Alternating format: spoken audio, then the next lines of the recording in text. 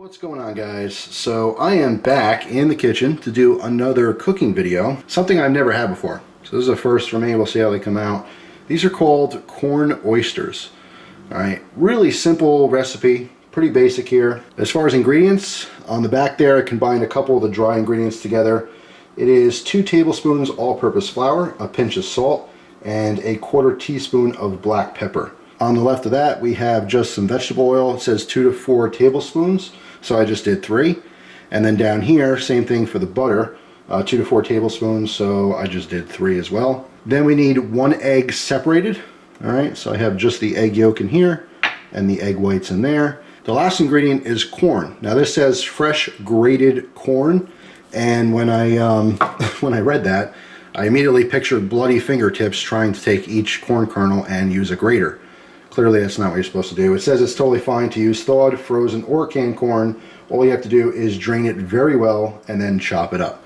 Alright, so that's what we're going to do, and it calls for 1 cup of corn kernels. Alright, so I'm going to open this, drain it, dry it, measure out a cup, then I'll show you how this comes together.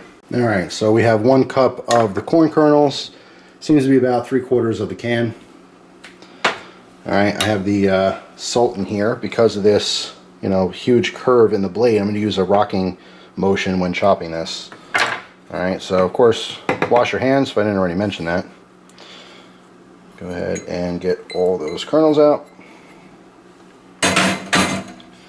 And I'm basically going to go through, use the tip of the blade towards the cutting surface. Alright, hold that with my other hand and just do a rocking fashion, working my way through all the corn. Alright, so I'm going to do that, keep putting the pile closer in, come by, and continue to chop. It's awkward doing this behind the tripod and the camera here, but I'm just going to keep doing this so we have chopped corn. So I'll be back. Alright, so there's the finished product. It's not every single kernel cut, but it's mostly chopped. So we're going to add the corn, just the egg yolk, and all the dry ingredients. That's the flour, the salt, and the pepper, into a bowl and to mix it thoroughly. Alright, so I'm going to use a fork to do that. Just have a stainless steel bowl here. So first, dump in all the corn.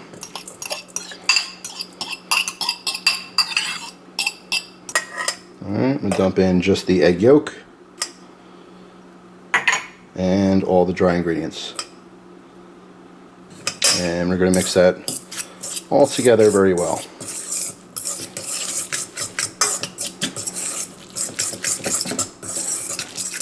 Alright, so that is done. In a separate bowl, I'll use a smaller one here, they want you to beat the egg white until it has stiff peaks. Alright, I'm just going to come in here, and then, I suppose you can use a whisk. I don't really keep doing that. I'm beating in air. Let me make sure I'm even in camera here. Alright, switched over to a whisk. Spare you the noise of the metal on metal, but I'm just going to keep whisking this until it gets to stiff peaks, which I'll show you once we get there. Alright, I would say that we're at stiff peaks now. It's kind of like the consistency of whipped cream. So, I'll leave as much of that in the bowl as I can. Alright, and then you're supposed to fold in this mixture into that. Alright, now folding is not mixing. It's a little bit more delicate than that. So let me grab a rubber spatula. We're going to take this, add it into our other bowl. Make sure I'm on camera here. Alright, drop that in.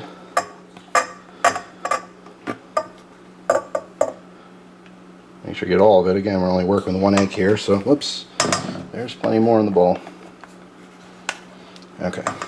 Now again, we want to fold it in, which is just basically really gently mixing it, because again, by whipping that egg white, we created a lot of air. And if you just went like this and mixed it all in, you're going to get rid of all that air that we just created. Alright, so no professional, but that looks more like folding than mixing.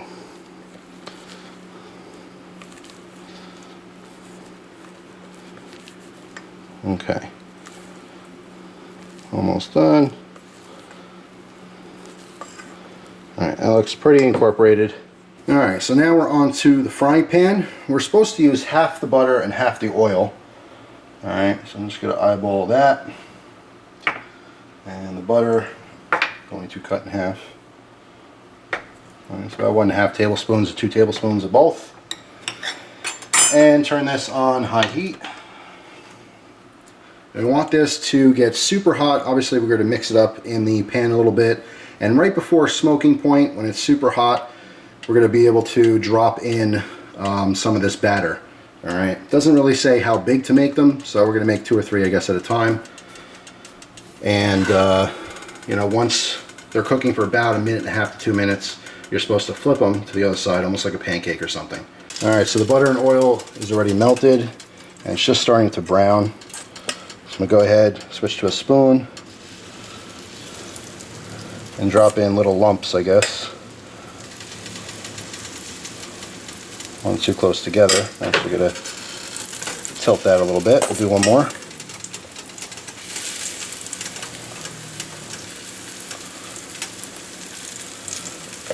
Alright, looks like we have enough batter to do another 3. It says 8, but it looks like it might make 6. I'm actually going to turn the heat down to about medium.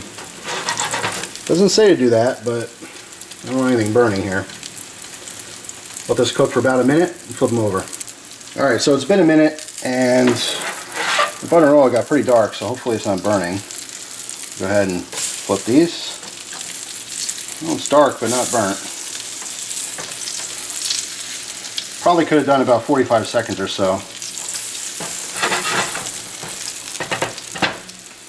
Instead of a full minute. Let this cook for another minute. And very, very important, you want to put some paper towels down and you want to drain these. You know, pat them dry because obviously it's soaking up some of that fat. So first batch came out, it's literally like 1 minute on each side, but they came out a little bit dark. I'm going to do this a little different now. I'm leaving it at medium heat, putting in the rest of the oil and the rest of the butter. Come on, get in there. There we go. And I'm going to gradually bring this up to temperature. I'm going to put the batter in just a little bit earlier because I just think that that fat, the butter and the oil heated up way too fast. As you saw, it was pretty dark. Like I said, not quite burnt, but very close on that edge. I think I can make these, you know, more beautiful and golden. So we'll give it a try that. Now everything's melted and incorporated here. Now remember, we're staying on medium heat this time instead of blasting it. We're going to see how that changes things here.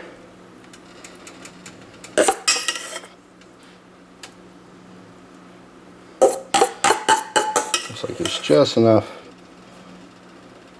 for 3 more.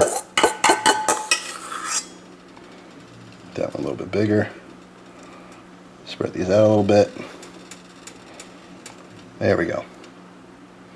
Alright, so let's try that. Slower cooking with not as high heat. So it's been about 30 or 40 seconds. And as you can see, as I move these around, the bottom's already solidified, so they're already like patties.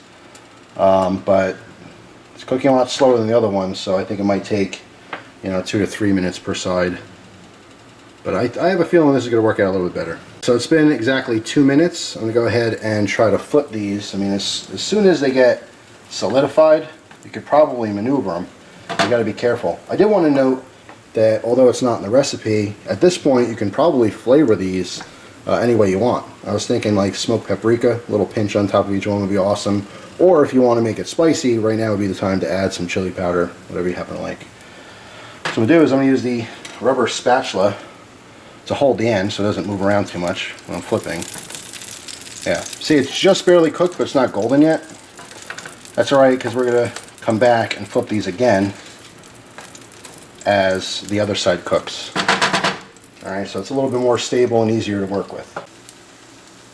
There's that sizzle shot you wanted. So there's the difference. Those look 100 times better. Those are borderlining on overdone or burnt. Some people would say that's burnt.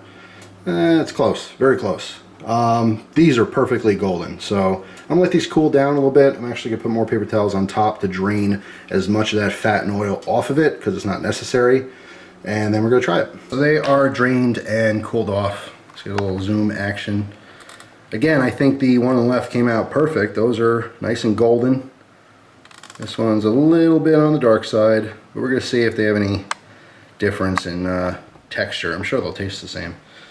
But I'm sporting an opal for this little meal. Let's try this one first.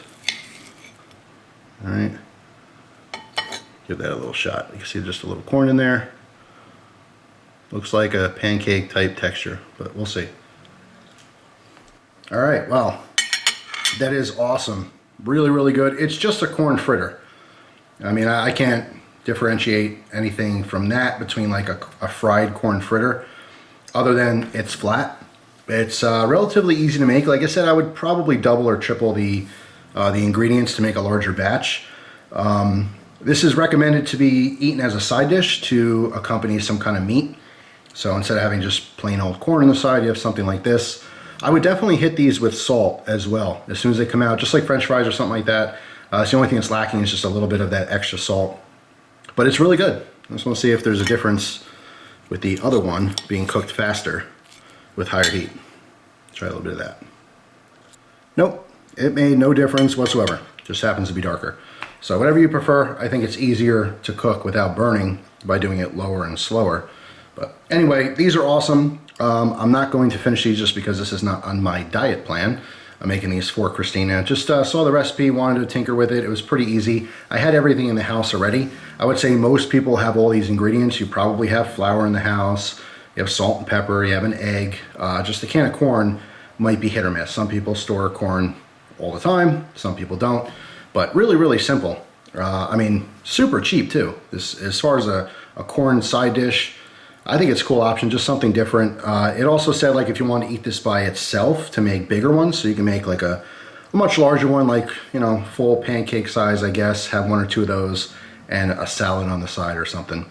I don't know as far as like condiments, if it doesn't really need anything. Like I said, it's kind of like a corn fritter. Whatever you would have normally with corn fritters, I would have with this. But for me, I would eat it plain, you know, maybe accompany a piece of roast chicken or something like that. It's just nice, something different. So yeah, huge, you know, A+ on this. It's easy to do, it's fairly quick, and it's something different. So overall, it's really nice. I really did enjoy it. It's not something I'm gonna make all the time just because I am trying to eat healthier.